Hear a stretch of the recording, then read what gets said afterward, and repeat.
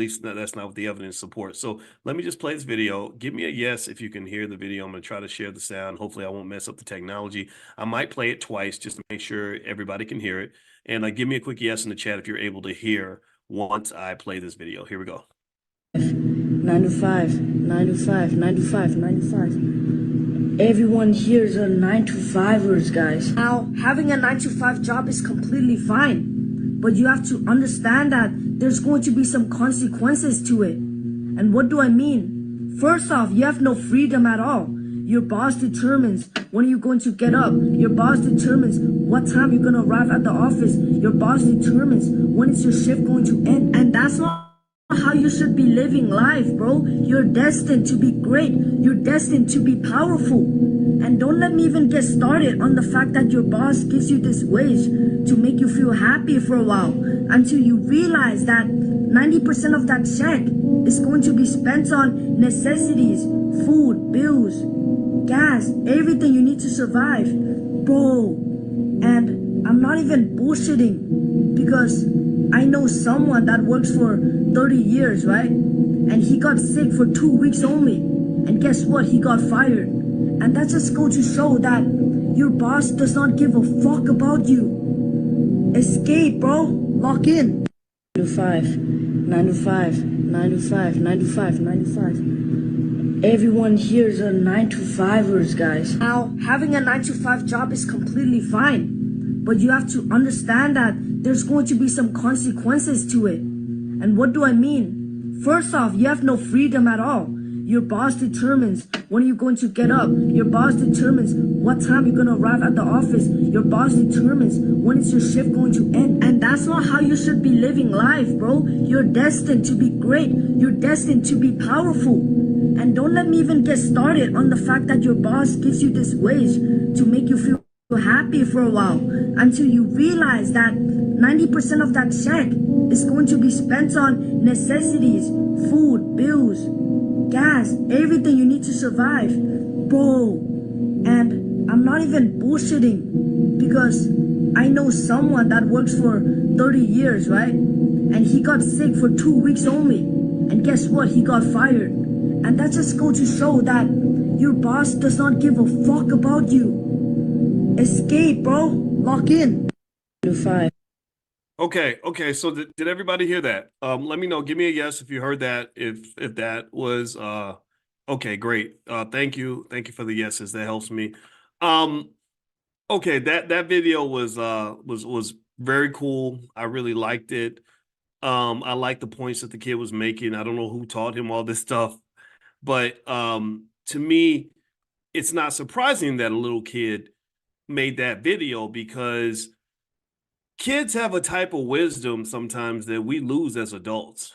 You know, kids sometimes they have common sense that we don't have, because we started off as children and we saw the world in a certain way where if it made sense, it made sense. But then what happens is that the things that make sense to you, somebody says, no, that doesn't make sense. That's not what you want to do. You want to do this. And because you're afraid of your own truth, you don't have the courage to pursue your own truth. You say, oh, okay, that's the way it's supposed to be done. So next thing you know, you end up doing something that doesn't make a lot of sense, but it makes sense to you now because everybody's doing it. Do you know what I mean? Do you get what I'm saying? Like you start off, I believe, when they say a child is born with no state of mind, blind to the ways of mankind. Remember that?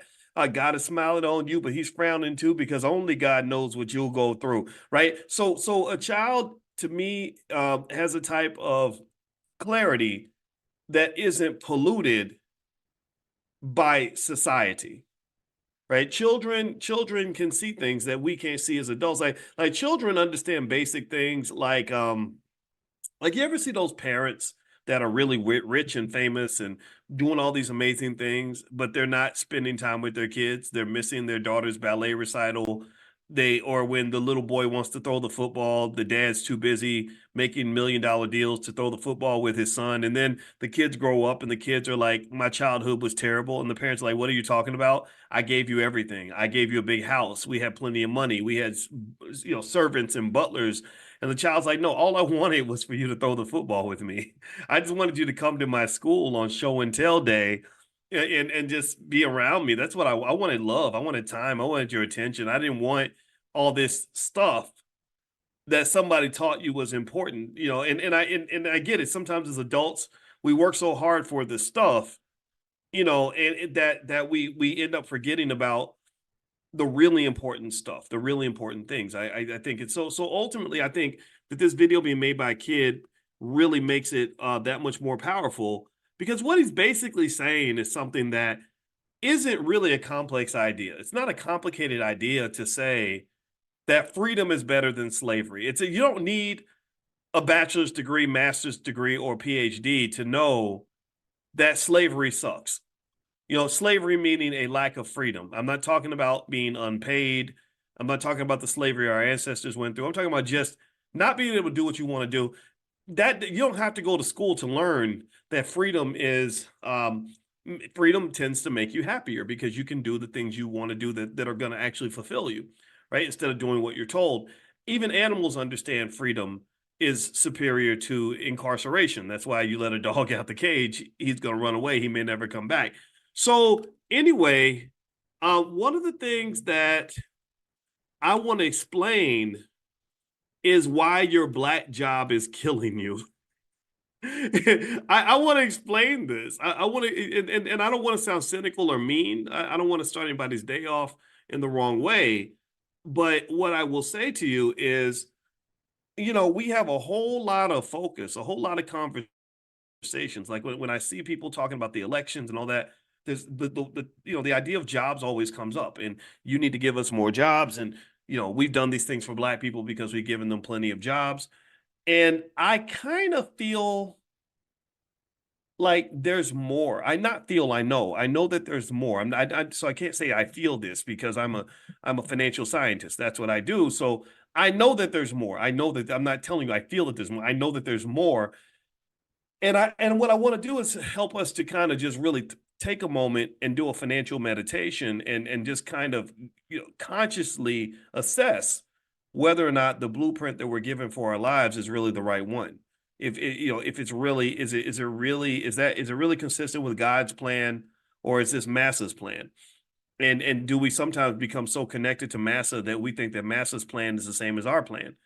And I can tell you that I saw a meme the other day that was really interesting. And it showed a lady driving a car. It was Viola Davis in a movie, and she was crying and she was driving. And the meme said, "This is me driving to the job that I prayed for every day." Right. So you prayed for this job. You got your dream job that you prayed for, but you're shaking and crying and having a meltdown, having an anxiety episode because you are so stressed out about going to this dream job. I mean, think about that. I want y'all to really think about the fact that there are people who cry when they drive to work every morning to go to their dream job. You prayed for this. You wanted this. You asked for this life, and then you got it, and you're not happy. So what gives? What gives? What do you where do you find the balance? How do you understand that? So I'm going to introduce a financial concept to you that you will not find in any textbook that I know of. You've never even heard it from me, because every morning God downloads data to my brain, because maybe yesterday I was 53 years, 122 days old, and now I'm 53 years, 123 days old. So I'm entering into new territory. The voice that you saw yesterday is not the same as the voice you're seeing today. Every single day I'm a different guy because I'm a day older than I was the day before, and I've never been here before.